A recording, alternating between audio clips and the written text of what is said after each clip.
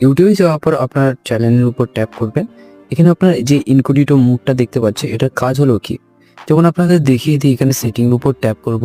Tap করার পর এখানে আপনারা দেখতে পাচ্ছেন ম্যানেজ অল হিস্ট্রি, এই অপশানে ট্যাপ করলে আপনার ইউটিউবে যা যা সার্চ করেন সেগুলো কিন্তু এখানে শো করবে। দেখুন এখানে দেখতে পাচ্ছেন আপনারা হিস্ট্রিতে আপনার ইউটিউবে যা যা সার্চ করেন সেগুলো কিন্তু এখানে সব হিস্ট্রি কিন্তু আপনারা এখানে চেক করে দেখতে পারেন। এবং আপনারা চান যে এটা ডিলিট করতে, তাহলে ডিলিটের অপশানে ট্যাপ করে অল টাইম ডিলিট এই অপশানে ট্যাপ করবেন।